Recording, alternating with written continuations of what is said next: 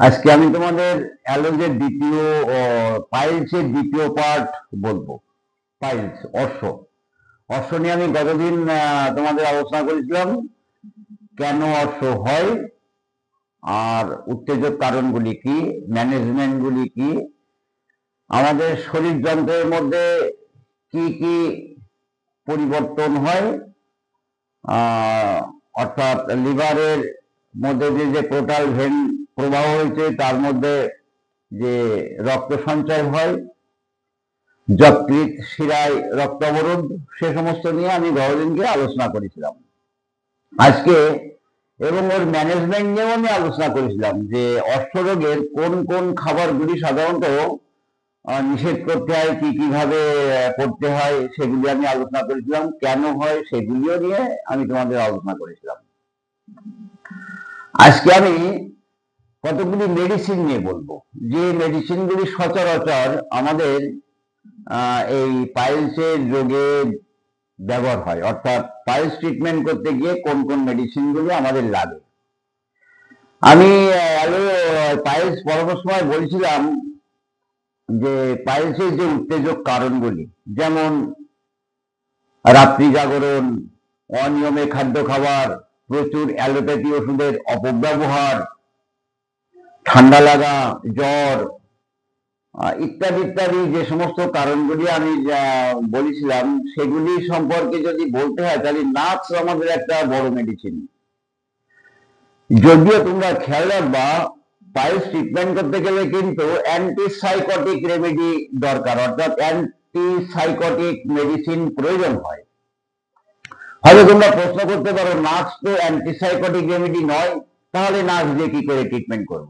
না, আমি বলছি যে সমস্ত পাইলসগুলি হঠাৎ শুরু হয় এবং প্রাথমিক যে দিকগুলি আমরা যখন পাই তখন আমাদের নার্সের ব্যবহারটা প্রয়োজন হয়। কিন্তু যখন দীর্ঘস্থায়ী সেই পাইলসটা চলতে থাকে, হ্যামারয়েড অর্থাৎ বলিগুলি খুব পূর্ণতা প্রাপ্ত হয়, বলিগুলি বেরিয়ে আসে, বলিগুলি থেকে রক্ত বের হয়, বা দীর্ঘদিন ধরে যখন ভুগতে থাকে, অর্থাৎ ক্রনিক ডিজিজের আওতায় যখন চলে যায়, অর্থাৎ তখন আমাদের কিন্তু নার্স হয়তো উপশম আনবে কিন্তু আরোগ্য করতে পারবে না। যার কারণে আমরা প্রাথমিক দিকটায় নার্সের একটা ব্যবহারের দিক লক্ষ্য করতে পারি। কি পাই? নার্সের যে কারণগুলি, অত্যাধিক অ্যালোপ্যাথি ওষুধ ব্যবহার করা, রাত্রি জাগরণ, অত্যাধিক গরম মশলা, মাংস, রিচ খাবার গ্রহণ করা, প্রচন্ড মানসিক দুশ্চিন্তা, প্রচন্ড মানসিক পরিশ্রম ইত্যাদি কারণ থেকে যখন আমাদের এই রোগগুলি আসে, অর্থাৎ পাইলসটা আসে, তখন আমরা নার্সের কথা ভাবতে পারি। কিন্তু নার্সের লক্ষণটা কি? নার্সের যে রোগীর লক্ষণ সেটা আমরা থাকবে জেদি, মেজাজি, খিটখিটে, হঠাৎ রেগে যাওয়া, আবার কিছুক্ষণ বাদে রাত প্রশমিত হওয়া, অধিক রাত পর্যন্ত ঘুম না আসা, কর্ম বিষয়ে মানসিক বিষয়ে চিন্তা, এবং সকালে অনেক বেলা পর্যন্ত ঘুমিয়ে থাকা, তারপরে ঘুম থেকে ওঠা, আর বারবার ব্যর্থ মল এবং মূত্র নির্গমনের একটা প্রয়াস এই অশ্বের মধ্যে থাকে। আর অশ্বের যে কমন সিমটম সেটা হচ্ছে জ্বালা, যন্ত্রণা, ব্যথা, এটা তো থাকেই, এটা কিছু বলার নেই। এই গেল নার্স। আমি খুব সহজ সরলে বোঝানোর চেষ্টা করছি, তা বাদে তোমরা যখন ট্রিটমেন্ট করবা তখন এই রোগ লক্ষণকে আলাদা করে রোগীর লক্ষণ কি বলে সেগুলিকে বুঝে নেওয়ার চেষ্টা করবা। আমাদের ব্লেডনা ব্যবহার হয়, ওই রকম যদি হঠাৎ বডিগুলি প্রবাহিত হয় এবং দপদপ ব্যথা অনুভূতি হয়, পালসেশন ব্যথা অনুভূতি হয়, বা রক্ত পড়ে এবং ব্যথাটা হঠাৎ আসা এবং হঠাৎ যাওয়া যদি লক্ষ্য করতে পারি, তাহলে আমরা অনেক ক্ষেত্রে ব্লেডনা প্রাইমারি হিসাবে ব্যবহার করতে পারি। আবার কখনো কখনো পুরাতন রোগের যে তরুণ উচ্ছ্বাস হয়, তখন যদি এরকম যন্ত্রণা হয়, তাহলে আমরা ব্লেডনা ব্যবহার করে তাকে খানিকটা অবদমিত করতে পারি। এছাড়া আমাদের নাক্সের পরবর্তীতে অনেক সময় সালফার লাগে। সালফারের পায়খানা মলত্যাগ করার পরে দীর্ঘক্ষণ ধরে একটা জ্বালা অনুভূতি হয়। যদিও সালফারের জ্বালা ঠান্ডায় একটু উপশম হয়, কিন্তু ঠান্ডার জল লাগলে বৃদ্ধি হয় এবং অ্যানাসের চারিধারটা লাল হয়ে যায়। সালফারের যেটা চরিত্রগত লক্ষণ, যে কোনো অরিফিসের দাঁতটা লাল হয়ে যাওয়া সালফারের একটা চরিত্রগত লক্ষণ। কিছু খেয়ে বা ঘুম থেকে উঠলে মলবেগ। আমরা এই মতো ক্ষেত্রে সালফারের যে ধাতুগত অবস্থা, নোংরা এবং স্নান করতে চায় না, মিষ্টি খাবার প্রবণতা, এই ধরনের অবস্থা, বা অনেক সময় চর্মরোগ প্রবণ থাকে, অলস কুড়ে, সে খাবার থেকে, যে যা খাদ্য খাবার খায় তার থেকে জল খায় বেশি, এইরকম ধরনের সালফারের যদি কিছু লক্ষণ থাকে রোগীদের মধ্যে, তাহলে আমরা সালফার ব্যবহার করতে পারি। আমরা অ্যালোজের কিছু লক্ষণ পাই। অ্যালো সকোট্রাইনা, আমি অ্যালোজের মধ্যেই মনে হয় তোমাদের বলেছিলাম যে অ্যালোজ যে শৈবিক যে রক্তবরোধ, যকৃচ্ছিরায় রক্তবরোধ হয়ে অ্যালোজের লক্ষণগুলি প্রকাশ পায়। তো আমরা অ্যালোজের যে পাই সে অর্থ, সেখানেও দেখি কিন্তু ওই ফিজিক্যালি লক্ষণটা একই থাকছে। তবে একটা ব্যাপার, অ্যালোজের অনেক সময় পায়খানার বেগ হয়, রোগী পায়খানা যায়, গরম খানিকটা বায়ু নির্গমন হয়ে যাওয়ার পরে পায়খানার বেগ চলে যায়। আর যদি নরম পায়খানা হয় এবং আমসংযুক্ত পায়খানা হয়, তাহলে কাম সাডেনলি অ্যান্ড গো সাডেনলি, অর্থাৎ মলের বেগ আসলে আর 1 সেকেন্ড দেরি করতে পারে না। কিছু খাওয়ার পরে বা ঘুম থেকে উঠলে বা প্রাতঃকালের দিকে আমরা পাই। এছাড়া অ্যালোজের উদারময় মাথার যন্ত্রণা একটা পর্যায়ক্রমে অনেক সময় আমরা পাই। এছাড়া অ্যালোজের যদি কনস্টিটিউশন থাকে, অনেক সময় দেখা যায় 3-4 দিন মলের বেগ ছাড়া তার মল পেটের মধ্যে জমে থাকে। আবার অনেক রোগীর ক্ষেত্রে লক্ষ্য করা যায় যে তার নিজের অজান্তে গুটলে গুটলে মলগুলি প্যান্টের মধ্যে বেরিয়ে যেতে, সে রোগী নিজেই জানে না যে আমার পায়খানা হয়ে গেছে। অর্থাৎ অ্যালোজের নিম্ন উদরটা একটা ভারবোধ থাকে, আর সদা সর্বদা মনটা পড়ে থাকে তার অ্যানাসের ধারে। জ্বালা যন্ত্রণা, অ্যালোজের যন্ত্রণা জ্বালাটাও কিন্তু ঠান্ডায় উপশম হয়, এটা কিন্তু তোমাদের মনে রাখা দরকার। এবং আমাদের কোমরের যন্ত্রণা হয়, নিম্ন উদরে একটা রক্ত সঞ্চয় ভাব হয়, ব্লাড সার্কুলেশনটা ভালো হয় না, যার কারণে কোমরের ব্যথা হয়, মাজার ব্যথা হয়, পেটটা তলপেটটা ভার হয়, এটা আমরা লক্ষ্য করতে পারি। এছাড়া অনেক সময় অ্যালোজের পায়ে জ্বালা থাকে সালফারের মতোই। তবে স্কুইলাসিড, এরপর স্কুইলাসিডটা বলতে হয়, এই কারণে স্কুইলাসিড আমাদের মধ্যে এমন অবস্থা হয়ে গেছে, আমরা রোগীর লক্ষণ ধরে ওষুধ দিই না, আমরা বেশিরভাগই রোগের লক্ষণ ধরে ওষুধ ব্যবহার করি। যার কারণে ওই পাইলস হয়েছে তো স্কুইলাস দাও, না হলে পিওনিয়া দাও, তা না হলে ওই ব্যাটানিয়া দাও, এরকম একটা মেন্টালিটি আমাদের মধ্যে কাজ করে। তোমরা খেয়াল করবা, অ্যালোজের যেমন আমি বললাম, সালফার বললাম, নাগজনিতা বললাম, স্কুইলাসে আমরা দেখি স্কুইলাসের জ্বালা যন্ত্রণা, কাটি ফুটার মতন ব্যথা, নানান ধরনের বেদনা অনুভূতি হওয়া। তবে এর মধ্যে একটা পেকুলিয়ার লক্ষণ থাকে, সেটা হচ্ছে অর্শের যন্ত্রণা রোগীদের কোমরের যন্ত্রণা মাস্ট থাকবে। যদি এমন হয় তাহলে আমরা কিন্তু স্কুইলাসিড ব্যবহার করতে পারি। পাইলস আমরা 2 রকমের লক্ষ্য করি, তোমরা রেপাটাইটে দেখবা ব্লাইন্ড পাইলস, অর্থাৎ রক্ত পড়ে না কিন্তু হেমারয়েড আছে, অর্থাৎ বমি আছে, আর একটা রক্তস্রাবী অশ্ব। তো এখানে কিন্তু আমাদের রক্তস্রাবী হোক আর রক্তস্রাবী নাই হোক, তাতে কিন্তু আমাদের যায় আসে না।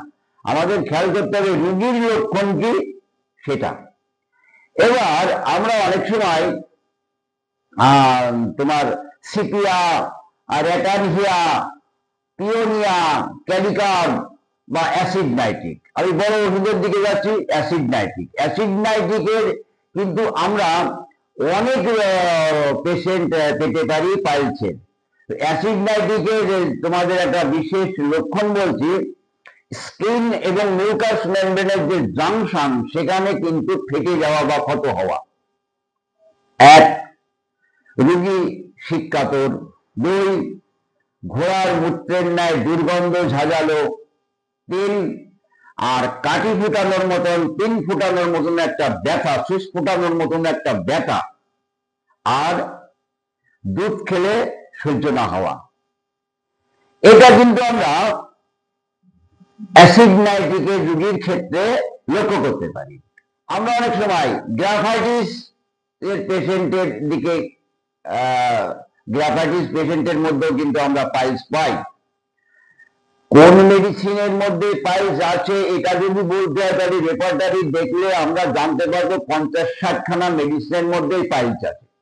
কিন্তু 50 খানা মেডিসিন নিয়ে আলোচনা করা অসম্ভব ব্যাপার। তাই আমি বলছি কতগুলি মেডিসিন। গ্রাফাইটিস সাধারণত চর্মরোগ প্রবণ আভ্যন্তরীণ জ্বালা। এই আভ্যন্তরীণ জ্বালা অর্থাৎ কার্বন গ্রুপের মেডিসিন গ্রাফাইটিস, তা আভ্যন্তরীণ জ্বালা, বাহ্যিকভাবে ঘর্ম কম, এটা মনে রাখতে হবে। এবং গুটলে গুটলে মলগুলি নির্গমন হয় ভেড়ার নেজির মতো, এবং তার গায়ে একটা আম জ্বালানো থাকে। আর গ্রাফাইটিসের রোগীর একটা ভুয়া মন থাকে, সে কাজকর্ম করার পরও ভাবে যে কাজটা করেছে কি, চিঠিখানা সঠিক লিখেছে কি, ঘরের দরজাটা দিয়েছে কি, এইরকম একটা চিন্তা ভাবনা কিন্তু গ্রাফাইটিসের রোগীর মধ্যে থাকে। তাই চর্মরোগ প্রবণ কনস্টিপেশন। তোমরা অনেক সময় গ্রাফাইটিস পড়তে গিয়ে পাবা 3টে এ, ফেয়ার, ফ্যাটি অ্যান্ড ফ্লাবি। তো যাই হোক, চর্মরোগের ক্ষেত্রে ওরকম পা ফাটা, চর্মরোগের রসপুষ কম নির্গমন হয়। আর যদি রস নির্গমন হয়, মধুর মতন রস নির্গমন হয়। রোগীর কোন লক্ষণ আছে সেটা একটা আলাদা সাইড করতে হবে, আর রোগের লক্ষণ কি আছে সেটা আলাদা সাইড করতে হবে, করে তবে ওষুধ দিতে হবে। আমরা কিন্তু পরিচায়ক লক্ষণ ধরে ওষুধ দিলে কিন্তু ট্রিটমেন্ট হবে না, বা রোগের সাধারণ লক্ষণ ধরে ওষুধ দিলে কিন্তু ট্রিটমেন্ট হবে না। রোগীর লক্ষণ অর্থাৎ অস্বাভাবিক, অদ্ভুত, বিরল লক্ষণ ধরে আমাদের মেডিসিন অ্যাপ্লাই করতে হবে। দেখো, হয়তো বলতে গেলে বলতে হবে আয়োডিনের মধ্যেও হয়তো আমাদের পাইলস থাকতে পারে। তো আয়োডিনের মধ্যে আমি রিজার্ভ করে বলছি আয়োডিন এই কারণে যে একটা এক্সাম্পল দেওয়ার জন্য, আয়োডিনের যদি গরম কাতর, প্রচুর আহার সত্ত্বেও ক্রমিক শীর্ণতা, স্থির থাকলে মানসিকভাবে একটা উদ্বেগ, আত্মত্যাগ, ইচ্ছা জন্মায়, সেই সঞ্চালনে, মুভমেন্টে ভালো থাকে, আর খেলে ভালো থাকে, আর যত খায় ততই সে শুকিয়ে যায়। আর ব্রেস্ট গ্ল্যান্ড ছাড়া অন্যান্য গ্ল্যান্ডগুলি ক্রমান্বয়ে বর্ধিত হতে থাকে, তাহলে যে রোগী হোক না কেন। এই যে ব্যাপারটা আমি বোঝানোর জন্য বললাম। এর সাথে যদি পাইলস পাইলস ট্রিটমেন্ট হবে ওই আয়োডিন দ্বারা। সিপিয়াকেও আমরা পাই, সিপিয়া, পডোফাইলাম। তো সিপিআই কি হয়? সিপিআই আমি তোমাদের পড়ানোর সময় হয়তো পড়েছি বিয়ারিং ডাউন সেন্সেশন। অনেক সময় সিপিআর মধ্যে অ্যানাসের বহির্নির্গমন একটা লক্ষণ থাকে। এছাড়া সিপিআর রোগী যদি হয় শীর্ণ, পুরুষওয়ালী চেহারা, সে মেয়ে হতে পারে, পুরুষও হতে পারে, কিন্তু সিপিআর হলেই যে মেয়ে হবে এমন কোনো কথা নেই। মায়া মমতাহীনতা, শক্ত পায়খানা, ঠিক গ্রাফাইটিসের মতন শক্ত পায়খানার গায়ে অনেক সময় আম থাকে। মানসিক লক্ষণ, সিপিআর কিন্তু বেসিক মেন্টাল সিমটমস। আমরা ন্যাট্রামিউরের মধ্যে পাইলস পাই। ন্যাট্রামিউর অনেক সময় লবণ প্রিয়, গরম কাতর, 9টা থেকে 10টা পর্যন্ত রোগ লক্ষণের বৃদ্ধি, শব্দে বৃদ্ধি, মনমরা, বিষণ্ণ প্রকৃতির। সে যদি কোনো ক্রমে রেগে যায়, তাকে সান্ত্বনার যেটা রাগটা আরো বেড়ে যায়। এভাবে আমরা কিন্তু এক একটা ওষুধের চিত্র আলাদা করব, আর রোগ লক্ষণটাকে আলাদা করব। পিওনিয়া কিন্তু ফুল প্রুফ মেডিসিন নয়। আমরা দেখেছি র্যাটারজিয়া, আমাদের পিওনিয়া, অশ্বের নানান ধরনের যন্ত্রণা শুধু অ্যানাসের মধ্যেই লক্ষ্য করা যায়। জ্বালা, যন্ত্রণা, সুচ ফোটানো, ভেঙে যাওয়া, নানান ধরনের কষ্টগুলি আমরা পাই। কেউ গরমে উপশম হয়, কেউ ঠান্ডায় উপশম হয়। পার্থক্য এই জায়গায় আমাদের, মানে অ্যানাসে তাপ দিলে উপশম পিওনিয়াতে, আর ল্যাটানিয়া পছন্দ করে না, এটা আমরা কিন্তু খেয়াল করি। কলিনসোনিয়া আমাদের একটা মেডিসিন। কলিনসোনিয়ায় একটা কোষ্ঠবদ্ধ থাকে, নিম্ন উদরটা ভার থাকে, আর প্রচুর রক্তপাত থাকে, আর মলদ্বারে একটা বিড়বিড়ানি চুলকানি, এটা কিন্তু আমাদের অ্যালার্জিও আছে, আমাদের কলিনসোনিয়াতেও আছে। অনেক সময় সালফারও থাকে। অশ্ব রোগের সাথে অ্যানাসে কুচকৃমি থাকার ন্যায় একটা বিড়বিড়ানি শুষ্কানি অনুভূতি হয়। এভাবে আমরা বেশ কিছু মেডিসিন নিয়ে কিন্তু আমরা এই যে বললাম, এই মেডিসিনগুলি তোমাদের পূর্ণাঙ্গ বলতে পারলাম না, সার সংক্ষিপ্ত ভাবে বললাম। তোমরা এই কথাগুলি বারবার করে বলার উদ্দেশ্য সেটা হচ্ছে রোগীর রোগ লক্ষণটা একটা সাইড করবা, আর রোগীর লক্ষণটা আর একটা সাইড করবা। তাহলে তোমরা ওষুধ দিবা রোগীর লক্ষণ দেখে, তার অস্বাভাবিক অদ্ভুত বিরল লক্ষণ, তার জায়ান্টিস লক্ষণ, তার মেন্টাল সিমটমস, তার পিকুলিয়ার সিমটমস, এইগুলি কি পাচ্ছ তাই দেখে ওষুধ দিবা। তোমাদের অশ্ব হয়েছে, রক্ত পড়ছে বেশি, ওই হেমামেলিসব্লাম একটু কমে গেল, এইভাবে কিন্তু ট্রিটমেন্ট করলে আমাদের হোমিওপ্যাথি অগ্রগতিটা ব্যাহত হবে। রোগী তারা হোমিওপ্যাথির উপরে আস্থা রাখতে পারবে না, অর্থাৎ আমাদের কাছে ট্রিটমেন্ট হবে না, তাই তারা আস্থা রাখতে পারবে না। যাক, আমি এই পর্যন্ত বলেই শেষ করলাম।